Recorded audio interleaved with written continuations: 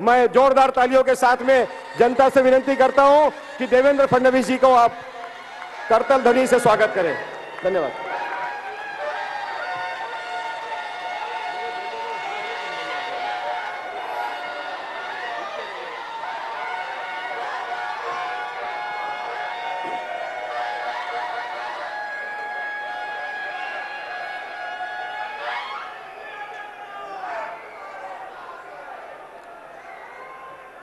भारत माता की, भारत माता की, वंदे वंदे। बोल सियाबल रामचंद्र की, पवन सुत हनुमान की, उमापति महादेव की। बोलो जी भाई सब संतन की, सनातन हिंदू धर्म की, गौ माता की, भारत माता की, भारत माता की, भारत माता की। जय भवानी, जय भवानी, जय जय जय जय जय भवानी, जय जय जय जय जय शिवाजी। हम सभी के आराध्य देवत छत्रपति शिवाजी महाराज को मैं नमन करता हूं। भारतीय संविधान के निर्माता भारत रत्न डॉक्टर बाबा साहेब आंबेडकर, इन्हें मानवंदना अर्पित करता हूं। मंच पर उपस्थित हमारे सभी मान्यवर, जिनका नाम आशीष शेलार जी ने, आरयू सिंह जी ने और मंगल जी ने लिया, ऐसे हमारे सारे नेतागण, मैं इसलिए सबके नाम नहीं ले रहा हूं, मैं तय नहीं कर पा रहा हूं कि किसका नाम किस क्रम से लूं। ऐसे अतिरथी महारथी सारे भारतीय जनता पार्टी के मंच पर बैठे। हमार भाई और बहन का हालचाल बा? सब ठीक हो ना? अब आया आवाज।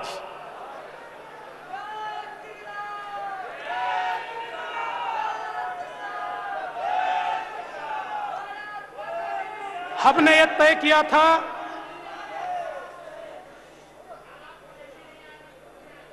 हिंदी भाषी महासंकल्प सभा होगी। वैसे तो 1 महीना पहले ही आरयू सिंह जी और सारे लोग मेरे पास आए और इन्होंने मुझसे समय लिया और उत्तर भारतीय मोर्चा का कार्यक्रम होगा। इसी बीच मुख्यमंत्री जी ने एक सभा घोषित कर दी तो हमारे मीडिया ने चला दिया उत्तर भारतीय मंच का कार्यक्रम नहीं, तो मुख्यमंत्री के सभा को उत्तर देने का कार्यक्रम ये यहां पर होगा। वैसे मैं एक बात कहना चाहता हूं, कल की सभा को वो कह रहे थे मास्टर सभा, मास्टर सभा, मास्टर सभा। पूरा भाषण सुनने के बाद हमारे ध्यान में आया लाफ्टर सभा, लाफ्टर सभा, लाफ्टर सभा।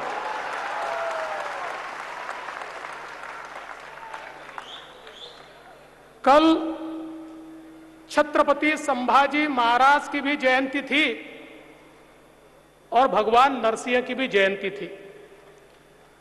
स्वराज्य की रक्षा के लिए लड़ने वाले छत्रपति संभाजी महाराज और जिन्होंने पापियों के पेट को फाड़ दिया, ऐसे भगवान नरसिंह, ये दोनों की कल जयंती थी। और हमको ऐसा लगा कि कुछ तेजस्वी सुनने को मिलेगा, कुछ ओजस्वी सुनने को मिलेगा, कोई तो ऐसी बात आएगी कि जिस बात से हम हिल जाएंगे। लेकिन लाफ्टर शो आखिर तक खत्म ही नहीं हुआ। वही चीजें हमको सुनने को मिली, कोई नई बात हमको सुनने को नहीं मिली। और कल के भाषण में कह रहे थे हमारे एक मित्र, 100 सभाओं की बाप सभा। बोले 100 सभाओं की बाप सभा, सही बात है। 100 किसके साथ होते हैं? कौरवों के साथ। पांडवों के साथ 5 होते हैं। कौरवों की सभा कल हुई, पांडवों की सभा यहां हो रही है।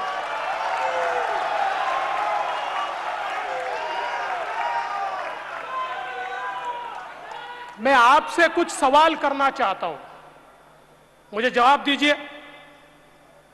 जवाब दीजिए, मुंबई में कोविड में भ्रष्टाचार हुआ कि नहीं हुआ? 1.5 लाख लोगों की मौत हुई कि नहीं हुई? पालघर में साधुओं की निर्मम हत्या हुई कि नहीं हुई? वसूली के आड़ आने वालों को मनसूख हिरेन बनाया कि नहीं बनाया? 100 करोड़ की वसूली के लिए गृह मंत्री जेल में गया कि नहीं गया? दाऊद का दोस्त जेल में होते हुए भी मंत्रिमंडल में है कि नहीं है? हमारे मजदूर भाइयों को नंगे पांव मुंबई छोड़नी पड़ी कि नहीं छोड़नी पड़ी? मुंबई में मेट्रो का, रास्तों का, सफाई का काम बंद है कि नहीं है? मुंबई के एसटीपी में 5000 करोड़ की बढ़ोतरी हुई कि नहीं हुई? यशवंत जाधव की संपत्ति 35 से 53 हुई कि नहीं हुई? अब मुझे बताइए, इतनी सारी चीजें होने के बाद इसमें से एक भी चीज के ऊपर हमारे मुख्यमंत्री बोले? हमारे मुख्यमंत्री प्रदेश के और देश के पहले मुख्यमंत्री होंगे कि 2.5 साल में इन महाशय ने एक भी भाषण प्रदेश के विकास पर नहीं दिया, प्रदेश के विषय पर नहीं दिया, प्रदेश के लोगों पर नहीं दिया। और अभी अभी हमने हनुमान चालीसा का पठन किया। हनुमान चालीसा तो हमारे दिल में रहती है, पर ये जो रवि राणा, नवनीत राणा है ना, ये नादान है। इनको पता ही नहीं है कि हनुमान चालीसा की 2 लाइनें उद्धव जी को और इस सरकार को पहले से पता है, और सिर्फ उन 2 लाइनों पर वो काम कर रहे हैं। कौन सी 2 लाइनें? राम दुआरे तुम रखवारे, होत न आज्ञा बिन पैसारे।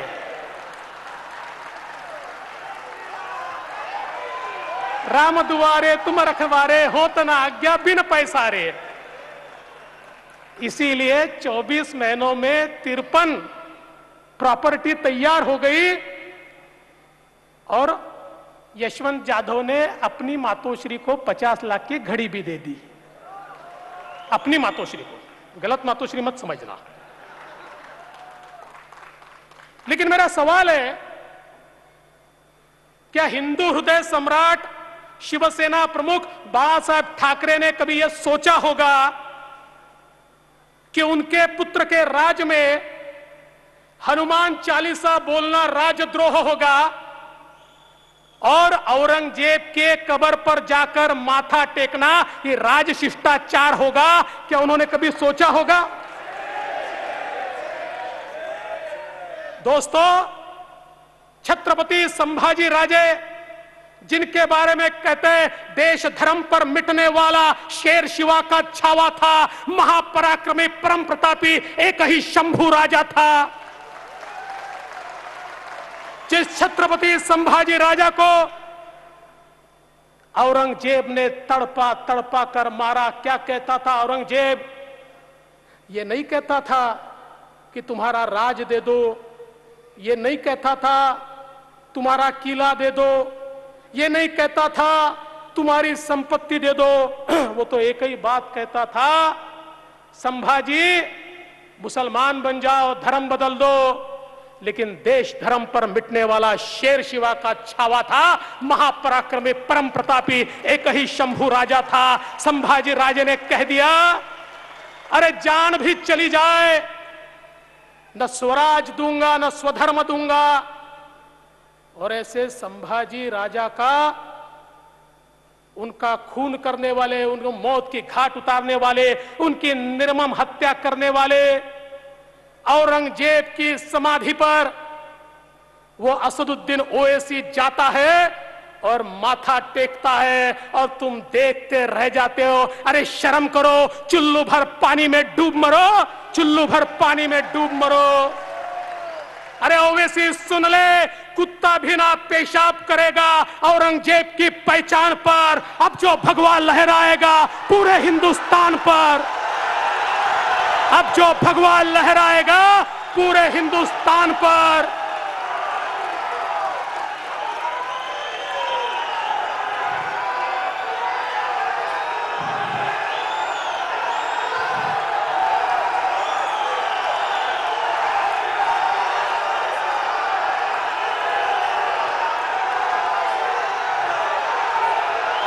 जो छत्रपति शिवाजी महाराज का नाम लेते थे उन्होंने तलवारें म्यान कर दी होगी, लेकिन हमने अपनी तलवारें म्यान में नहीं रखी। हम मुकाबला करेंगे, डट के करेंगे, ठोक के करेंगे।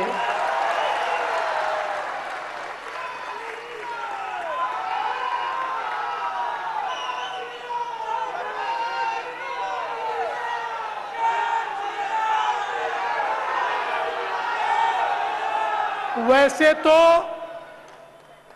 हिंदी भाषियों का सम्मेलन है, किंतु ये सारे हिंदी भाषी मुंबईकर है।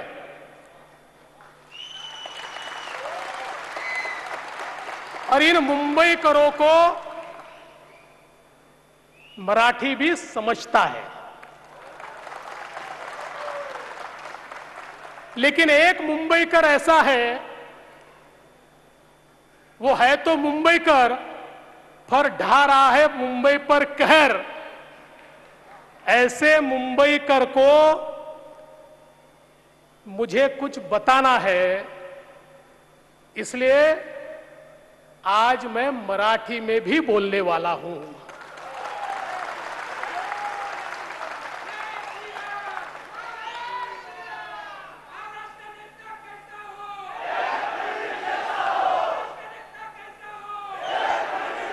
अरे मैंने जब कहा मी जेव्हा म्हणालो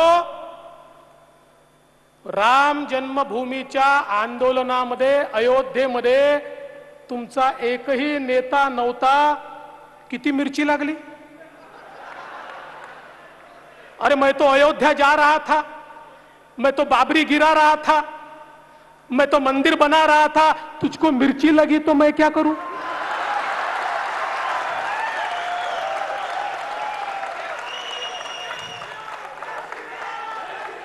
अरे हा, मी गेलो तो बाबरी पाडण्याकरता, याचा मला अभिमान आहे। अरे उद्धवजी, 1992 साली फेब्रुवारीत मी नगरसेवक झालो, जुलैमध्ये मी वकील झालो आणि डिसेंबरमध्ये नगरसेवक ॲडव्होकेट देवेंद्र फडणवीस बाबरी पाडायला गेला होता।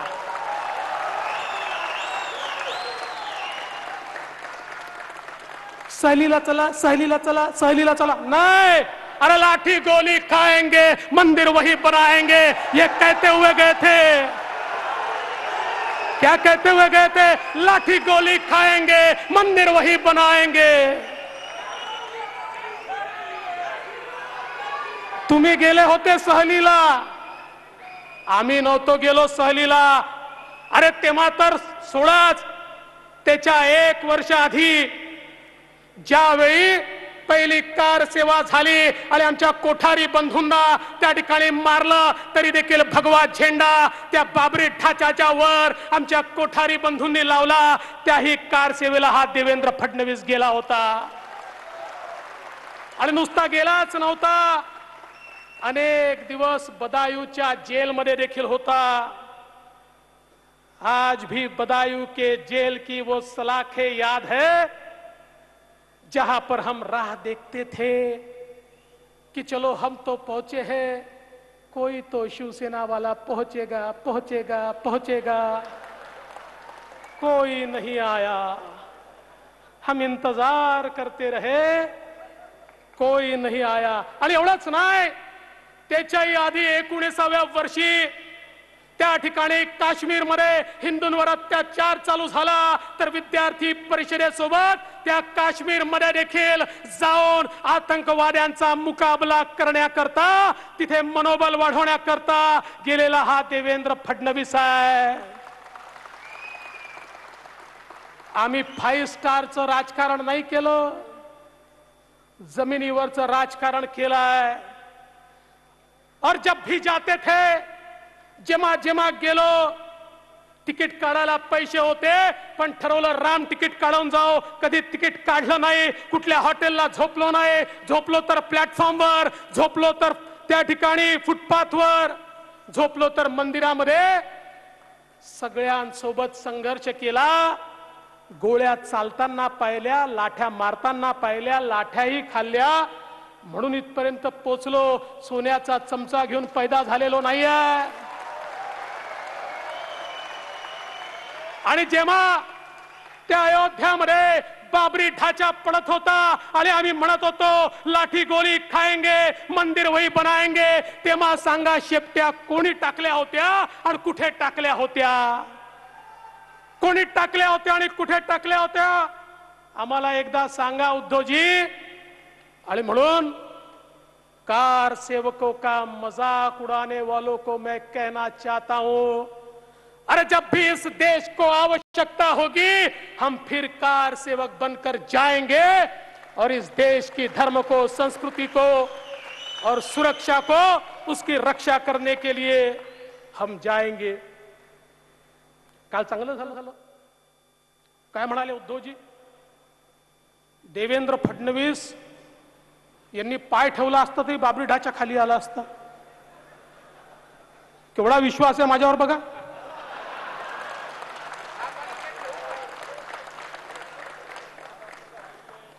मी तुम्हाला सांगतो कशाला लपवायचं. आज माझं वजन 102 किलो आहे आणि जेव्हा बाबरी पडायला गेलो तेव्हा माझं वजन 128 किलो होतं. पण उद्धवजीला ही भाषा नाही समजत, त्यामुळे त्यांच्या भाषेत सांगतो. सामान्य माणसाचा FSI जर 1 असेल तर माझा FSI 1.5 आहे आणि बाबरी पडायला गेलो होतो तेव्हा माझा FSI 2.5 होता.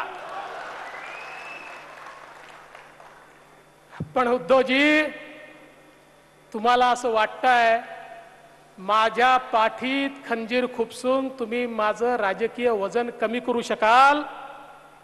लक्षात ठेवा, हाच देवेंद्र फडणवीस तुमच्या सत्तेच्या बाबरी ढाच्याला खाली आणल्याशिवाय या ठिकाणी थांबणार नाही.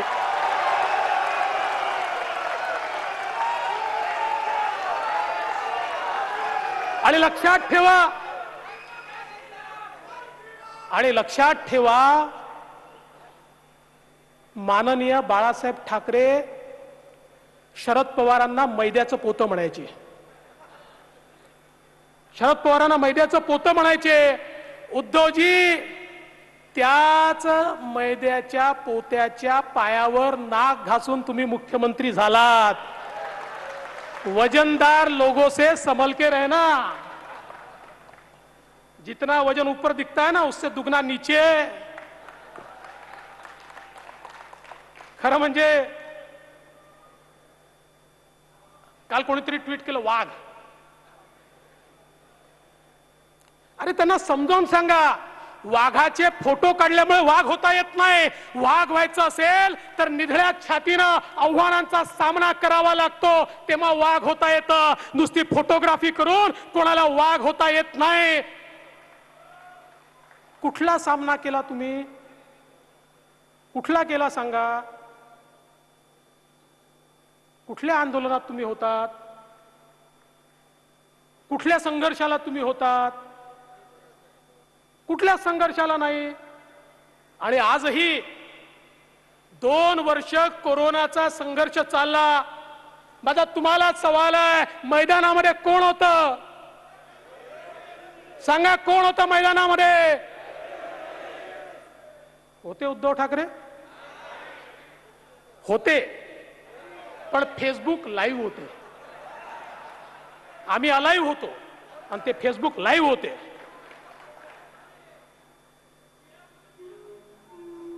त्यामुळे खरं म्हणजे उद्धवजींनी सांगितलं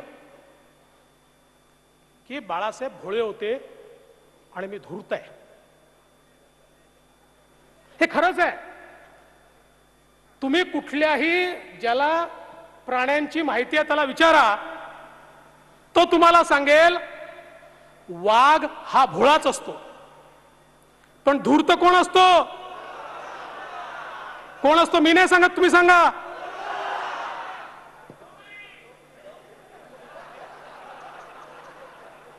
मी नाही म्हणणार.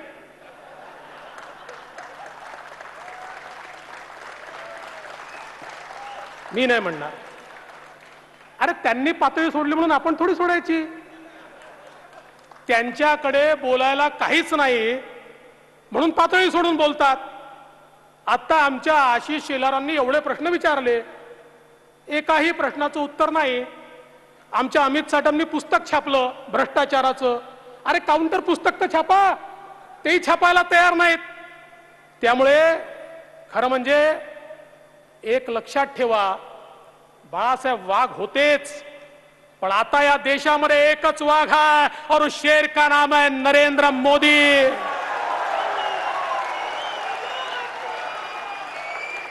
या देशात आता एकच वाघ है, ज्या वाघाचं नाव आहे नरेंद्र मोदी. अरे तुम्ही म्हणता ना या ठिकाणी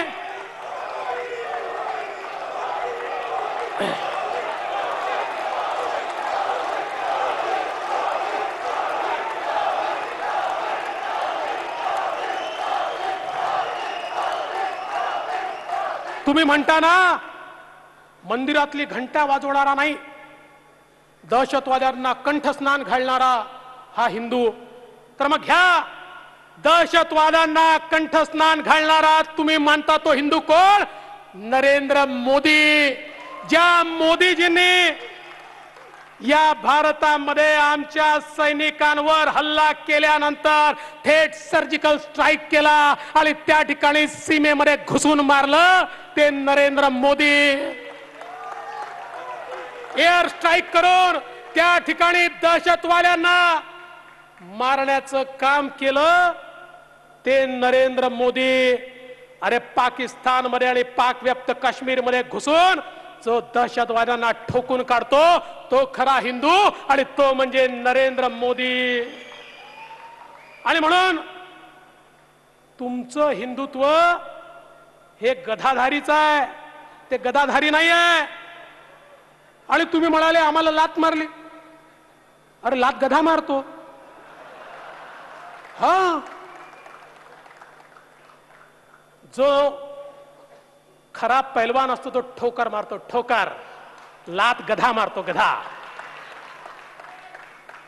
आणि लक्षात ठेवा, हा बदललेला भारत आहे, हा मोदीचा भारत आहे. काश्मीर मध्ये जर आमच्या त्या ठिकाणी एका हिंदूची हत्या केली तर 24 तासाच्या आत 3 दहशतवादी मारणारा हा नवीन भारत आहे. अरे तुम्ही सवाल विचारण्याच्या आत त्या ठिकाणी दहशतवाद्यांना मारण्याची ताकद ठेवणारा भारत हा नरेंद्र मोदींनी केलाय. अरे तुमच्याकडे तो शर्जील आला, भारत तोडण्याच्या गप्पा केल्या, तो शर्जील निघूनही गेला आणि तुम्ही काहीच करू शकले नाही. काय भाषण दिलं होतं? शर्जील भारताच्या कुठल्याही कोण्यात असेल तरी त्याला फरफटून आणू. कुठला शर्जील? शर्जीलचा श देखील आला नाही. अशा प्रकारची तुमची अवस्था. आणि म्हणून खरं म्हणजे काय काय बोलले, काय काय बोलले. म्हणजे मला तर त्यांच्या शब्दात म्हणाले काय एकतर्फी प्रेमातनं ऍसिडच फेकतोय. आता कसला आलं एकतर्फी प्रेम? अरे 5 वर्ष तुम्ही आमच्यासोबत संसार केला, आमची संपत्ती घेऊन पळून गेला, दुसऱ्याशी लग्न केलं ना. संसार आमच्याशी केला, आमच्याच नावावर मतं मागितले, आमच्या नावावर मतं मागितले, आमची संपत्ती घेतली आणि आमची संपत्ती घेऊन दुसऱ्यासोबत लग्न केलं. ऑफिशियल डायव्होर्स तरी करायचा, तेही नाही केला. काय कळतच नाही. आणि तरी म्हणतात एकतर्फी प्रेम, एकतर्फी प्रेम. पण तुम्हाला एक सांगतो, कालचं भाषण हे सोनियाजींना समर्पित होतं. हा, तुम्ही लक्षात घ्या, राष्ट्रीय स्वयंसेवक संघाच्या बद्दल जी भाषा काँग्रेस बोलते तीच भाषा काल उद्धव ठाकरेजी बोलले आहेत. अरे तुमच्याकरता नव्हतं, ते सोनियाजींना सांगण्याकरता होतं. मी हिंदुत्व हिंदुत्व करतोय, मतभेद पाहिजे आहेत, पण बघा राष्ट्रीय स्वयंसेवक संघाला शिव्या दिल्या. मी तुमचाच आहे. माझा सवाल आहे, या ठिकाणी खरं म्हणजे उद्धवजींना हे माहिती तरी आहे का की परमपूजनीय डॉक्टर हेडगेवार यांचं नाव स्वातंत्र्य संग्राम सेनानींच्या यादीमध्ये आहे. परमपूजनीय डॉक्टर हेडगेवारजी हे त्या ठिकाणी जेलमध्ये होते, जंगल सत्याग्रहामध्ये जेलमध्ये होते आणि अनेक त्या ठिकाणी कार्यकर्ते त्यांच्यासोबत जेलमध्ये होते. याची माहिती तरी तुम्हाला आहे का? अरे उद्धवजी, माझा तुम्हाला सवाल आहे, पण त्याच वेळी इमर्जन्सी लागली आणि सगळ्या लोकांना जेलमध्ये टाकलं, त्यावेळी तुम्ही कोणाच्या बाजूने होतात? त्यावेळी तुम्ही इमर्जन्सीच्या बाजूने, इंदिरा गांधीच्या बाजूने होतात. आणि आता मात्र पुन्हा सांगतात.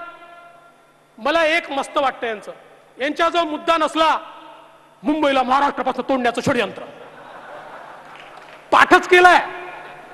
अरे कोणाच्या बापाची अवकात आहे मुंबईला महाराष्ट्रापासून तोडण्याची? कोण तोडू शकतं?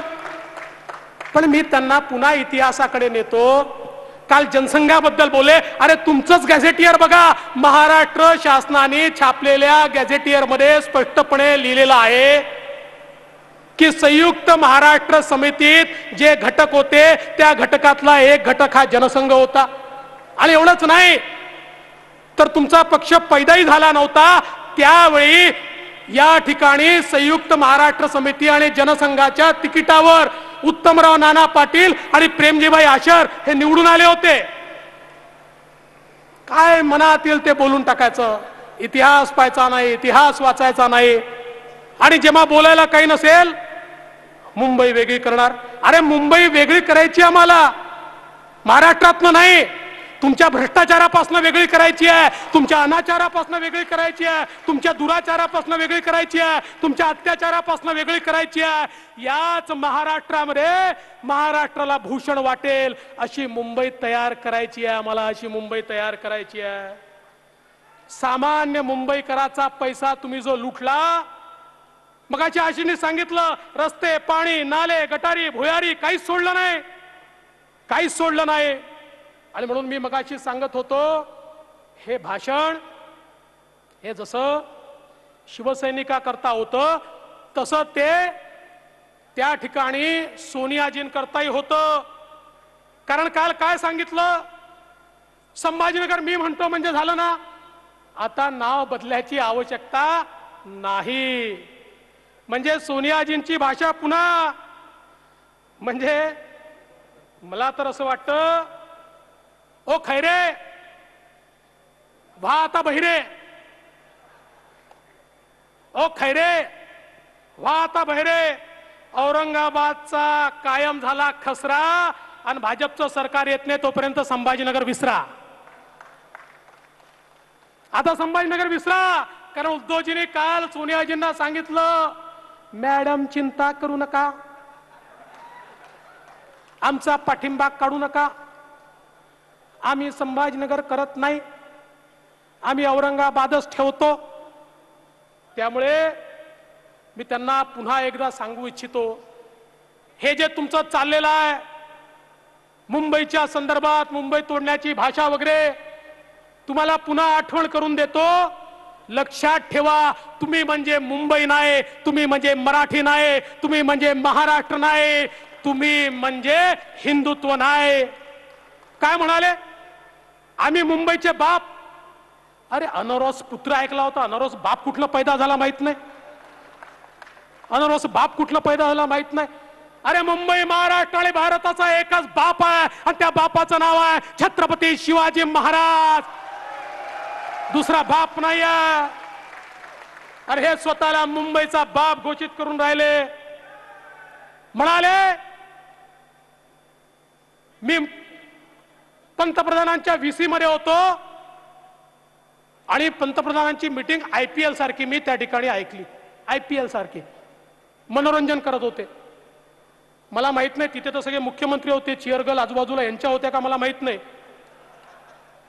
पण महाराष्ट्राचा अपमान आहे हो. महाराष्ट्राचे मुख्यमंत्री हे पंतप्रधानांच्या बैठकीत IPL समजून जर बसत असतील आणि तुम्ही महाराष्ट्रीत चालवता IPL सारखेच आहे, मनोरंजनच करताय, पण माझा तुम्हाला सवाल आहे, तुमचं तर मनोरंजन होत आहे, पण त्या नांदेडमध्ये त्या ठिकाणी अतिरिक्त ऊस विकत घेतला नाही म्हणून ज्या शेतकऱ्यांनी आत्महत्या केली त्या शेतकऱ्याकडे कोण पाहणार आहे? ज्या एसटीच्या 135 कर्मचाऱ्यांनी आत्महत्या केली त्यांच्याकडे कोण पाहणार आहे? ज्या मराठ्यांचं आरक्षण गेलं त्यांच्याकडे कोण पाहणार आहे? ज्या ओबीसींना आरक्षणापासून तुम्ही वंचित केलं त्यांच्याकडे कोण पाहणार आहे? पाणी आणि वीज या ठिकाणी मिळत नाही त्या सामान्य माणसाकडे कोण पाहणार आहे? या ठिकाणी शेतमजूर असेल, बारा बलुतेदार असेल, त्याच्याकडे कोण पाहणार आहे? अरे तुमचं मनोरंजन चाललंय, पण या ठिकाणी सामान्य माणसाची होरपळ होते आहे. आणि म्हणून खर तर मुंबईमध्ये आम्ही काय काय केलं हे सांगायची आवश्यकता नाही, आशिषजींनी ते सांगितलंय. मेट्रोचं जाळं असेल, इंदू मिलचं स्मारक असेल, कोस्टल रोड असेल, ट्रान्सफॉर्मर लिंक असेल, लिंक रोड असेल, सी लिंक असेल, नवी मुंबईचा एअरपोर्ट असेल, हजारो गोष्टी या ठिकाणी सांगता येतील की ज्या आम्ही केल्या. पण तुम्ही मात्र विकासावर काहीच बोलत नाही. तुमचं कर्तृत्व काय? इस सरकार का निर्णय क्या? दारू पर टैक्स कम, बार पर टैक्स कम, बिल्डरों को रियायतें, डेवलपरों को रियायतें और बचा खुचा माल, होत ना आज्ञा बिन पैसा रे, होत ना आज्ञा बिन पैसा रे. और मैं तो ये कहना चाहता हूं, अरे सामान्य आदमी का दुख तुमको कब पता चलेगा? अरे राजा राजमहल से बाहर निकलेगा तो ही ना पता चलेगा गरीब कैसा रहता है, कैसा जीता है, कैसा खाता है, कैसा पीता है. अरे राजमहल में बैठकर राज करने वाले इस बात को समझ नहीं सकते जो राजर्षि है. नरेंद्र मोदी जी जैसे जो राजा तो है लेकिन ऋषि है, जो अपने आप को सेवक कहते हैं, वो जानते हैं गरीबों का दर्द क्या है, इसलिए गरीबों के लिए काम करते हैं, इसलिए गरीबों के मसीहा है, इसलिए उनके पीछे पूरी दुनिया खड़ी है. दोस्तों काय म्हणाले? सकाळचा शपथविधी, सकाळचा शपथविधी. अरे सकाळचा शपथविधी केला तो यशस्वी झाला नाही याचा मला आनंद आहे, पण यशस्वी जरी झाला असताना माझ्या मंत्रिमंडळामध्ये कुठला वाझे नसता. माझ्या मंत्रिमंडळामध्ये अनिल देशमुख आणि त्या नवाब मलिकला हिम्मत झाली नसती. आणि ज्या क्षणी दाऊदचा साथी मंत्रिमंडळात ठेवायचा की सरकारला लाद घालायची, ठोकर मारायची, हे आमच्या समोर विषय आला असता, त्यावेळी दाऊदच्या साथीदाराला मंत्रिमंडळात ठेवायच्या ऐवजी आम्ही त्या मंत्रिमंडळाला ठोकर मारली असती. पण आज त्याचंही समर्थन करतायत. वर्क फ्रॉम जेल चाललाय, त्यांचे फोटो छापले जातात आणि या ठिकाणी आम्हाला विचारतात तुम्ही त्यांच्या सोबत बसले असते का? आणि म्हणून लक्षात ठेवा, या ठिकाणी खरं म्हणजे उद्धवजी काल सांगत होते सामनामध्ये सत्य छापून येतं, सामनामध्ये सत्य छापून येतं. माझा एकच सवाल आहे, तुम्ही 2014 पूर्वी सामनामध्ये शरद पवार साहेब आणि सोनिया गांधी यांच्याबद्दल जे छापत होतात ते सत्य आहे का? हे जर आम्हाला एकदा सांगितलं तर आमचं या ठिकाणी खऱ्या अर्थानं समाधान होईल. आणि शेतकऱ्याला बांधावर तुम्ही जे आश्वासन दिलं होतं ते आश्वासनही सामनात छापून आलं होतं, त्याचं नेमकं काय झालं हे देखील या ठिकाणी सांगितलं पाहिजे. आणि म्हणून मैं तो इतना ही कहना चाहता हूं, अब तो हनुमान चालीसा की शुरुआत हो गई है. अब चिंता की बात नहीं है, लंका का दहन होगा और मेरे साथ ये सारी वानर सेना खड़ी है, ये अतिरथी महारथी खड़े हैं, ये सब मिलकर अब यहां पर लंका का दहन करेंगे. और इसलिए इतना ही कहना चाहता हूं, ये जो हालात है ये सब तो सुधर जाएंगे, ये जो हालात है ये सब तो सुधर जाएंगे, पर जाते जाते कई लोग निगाहों से उतर जाएंगे. सवाल जहर का नहीं था, सवाल जहर का नहीं था, वो तो मैं पी गया। तकलीफ लोगों को तब हुई जब पीकर भी मैं जी गया। अरे म्हणून खरं म्हणजे हमारे सारे हिंदी भाषियों के सम्मेलन में आपने मेरा स्वागत किया, सत्कार किया, आपका आभार व्यक्त करता हूं। लेकिन ये मेरा स्वागत सत्कार मुझे तभी फलेगा जिस दिन इस मुंबई की महानगर पालिका को भ्रष्टाचारियों के हाथ से हम मुक्त करेंगे। जिस दिन इस महानगर पालिका पर भगवा तो फहरेगा, लेकिन भारतीय जनता पार्टी का भगवा फहरेगा। बताइए, आप तैयार है? तैयार है? तैयार है? तो मेरे साथ एक गीत बोलना है आपको। मैं बोलूंगा, मेरे पीछे बोलेंगे, जागो तो एक बार, जागो जागो तो, जागो तो एक बार, जागो जागो तो, जागो तो एक बार हिंदू, जागो तो, जागो तो एक बार हिंदू, जागो तो।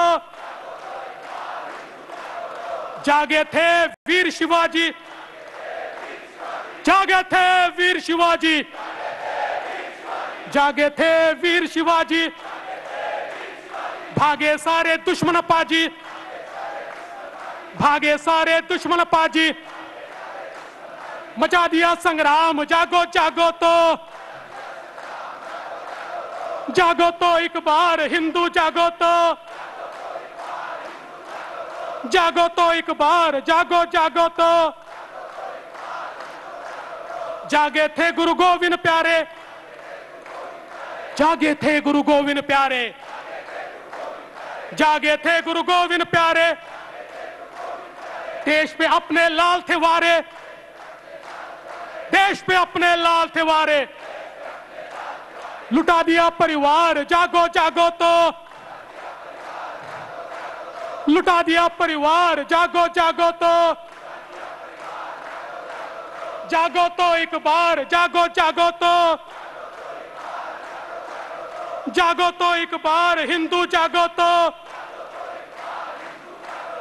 जागी थी झांसी की रानी, जागी थी झांसी की रानी, खूब लड़ी पर हार न मानी, जागी थी झांसी की रानी, खूब लड़ी पर हार न मानी, चमक उठी तलवार, जागो जागो तो, चमक उठी तलवार, जागो जागो तो, जागो तो एक बार हिंदू, जागो तो। जागे थे भगत सिंह दीवाने, जागे थे भगत सिंह दीवाने, फांसी झूले हार न माने, फांसी झूले हार न माने, मचा दिया संग्राम, जागो जागो तो, जागो तो एक बार हिंदू, जागो तो, जागो तो एक बार, जागो जागो तो। जागे थे कोठारी भाई, जागे थे कोठारी भाई, जागे थे कोठारी भाई, मंदिर पर ध्वजा लहराए, मंदिर पर ध्वजा लहराए, शुरू हुआ निर्माण, जागो जागो तो, जागो तो एक बार, जागो जागो तो। जागे हैं अब नरेंद्र भाई, जागे हैं अब नरेंद्र भाई, 370 दिए हटाए, आतंक का हुआ काम तमाम, जागो जागो तो,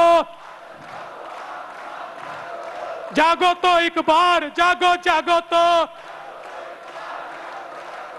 जागो तो एक बार हिंदू, जागो तो। बोल सियावर रामचंद्र की, पवन सुत हनुमान की, उमापति महादेव की।